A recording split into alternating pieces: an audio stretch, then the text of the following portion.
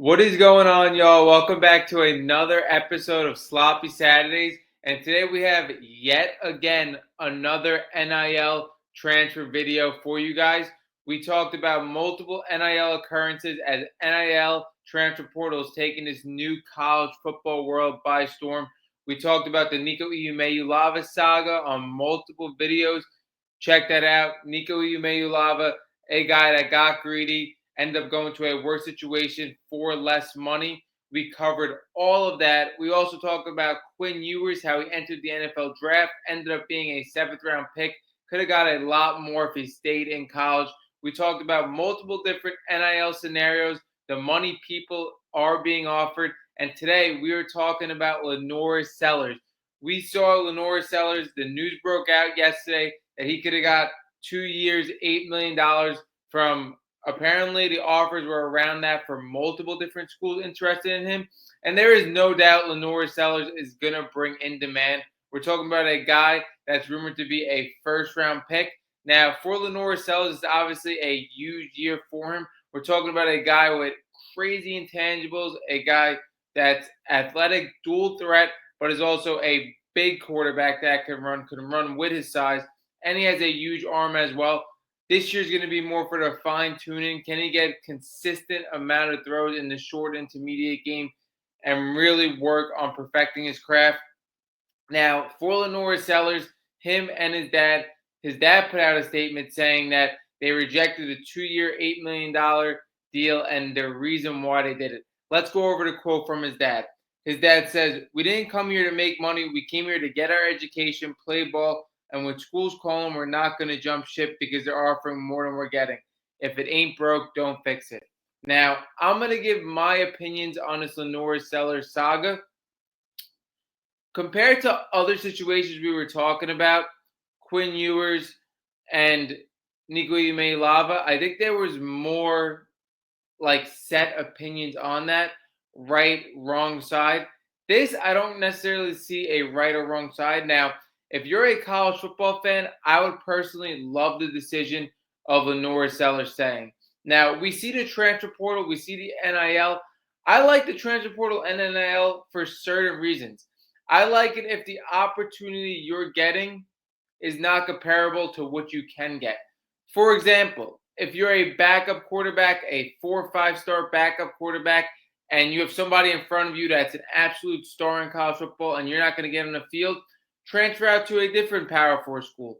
I like that. Or if we're looking at a situation like John Mateer broke out. He was the top quarterback in the transfer portal class. He's a guy that's playing for a non-Power 4 school. If you could get a better opportunity in an SEC school and more money on top of that, I like it. Transfer out. But for a guy like Lanorris Sellers, I like that he personally stayed to his roots. I mean, you're talking about a guy that's playing in a fairly big school in South Carolina, a school that's on the rise. But not only that, a school in arguably the best conference in college football. What are you transferring out for? A little more money? I agree with his dad. And sometimes there's just so much to say for loyalty. Now, Lanorris Sellers is definitely making money without a doubt. Whether it's $1, $2, $3 million, he's making money. He's in a big conference. I like to see the loyalty. What are you going to transfer out for $1 million more a year? It just doesn't make sense. There's a point in time where people are just too greedy. And for these kids, if you're already in a great opportunity where you're making a good amount of money, where you're in a conference where you could really show your abilities and take it to the next level, I like the sense of loyalty. Not everybody should be transferring out for a slightly better move. And that's what I'm nervous college football is going to come to. Because as we've seen with a couple of rule changes, couple of funding changes, it really just seems like the rich is going to get richer in college football. The big programs are really just going to keep on getting more dominant. And the smaller type schools who develop guys are going to lose out. Now, I'm not saying South Carolina is a smaller school, but they're definitely not a blue chip like school as well. They're definitely not in the top 5 to 10 schools in the country, but an SEC school where he could definitely show his abilities. Now, also for Lanorris Sellers, what I was going to say is this is a tremendous year for him. And I think this decision is really going to show when it was right or wrong. We can't decide if it was right or wrong now. I think it's one of those decisions where the end of the season is going to tell if they made the right move or not, the Sellers family. Because for Lanorris Sellers, very different than other first round quarterbacks. This is a project quarterback. No matter how good he plays this year, this is a guy where his intangibles and his ceiling is what NFL scouts are salivating over.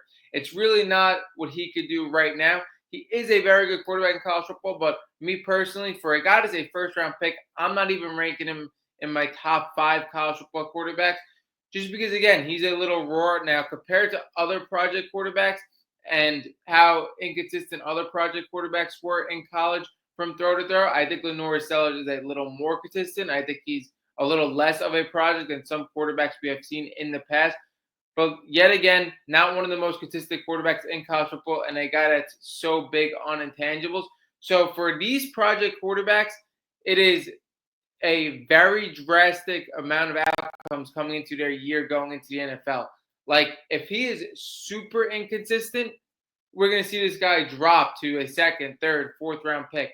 But if he could just keep improving and keep showing scouts why they are in love with him, this guy could stay at a first round pick. Now, this is going to be the big thing to make this decision because, like we said, he was getting 2 years, $8 million, probably from bigger programs, probably from more talented programs. So if South Carolina develops him in this last year to become a first round pick, Lanorris Sellers made the right decision. He looked at the big picture. He stuck with loyalty. And again, if he's a first round pick, this was a home run decision. Now, if he is to drop in the NFL draft and have a bad year, then you could have looked back and said, maybe he should have took the bag. Maybe he's not going to get that much money in his career, or that's a significant amount of money in his career now that he's not a first round pick. And maybe he wasn't set up for success out South Carolina. So it's really going to be up to Lanorris Sellers if he made the right decision. If he has a monster year and stays a first round pick and he chose loyalty, that was definitely the right move. But yet again, if he could have went to a bigger school, maybe had a better opportunity, it's all going to be on Lanorris Sellers to see if this was the right move or not. Now, I personally love it. I love Lanorris Sellers saying, like I said, I don't like everybody transferring out, going for a slightly better opportunity, going for slightly more money. That should not be how college football and the world works. There has to be some type of loyalty sense, and Lanorris Sellers shows that. It's going to be very interesting to see what this season is like for him now that there was a drastic amount of outcomes that could have happened in the offseason. That wraps up this episode of Sloppy Saturdays. If you guys love these NIL transfer style videos, we cover all of them, as much as a bunch of other college football style videos on our YouTube, on our TikTok, on podcasts, wherever you get your podcasts, Spotify, Apple Podcasts, wherever. That wraps up this episode of Sloppy Saturdays, and we are out.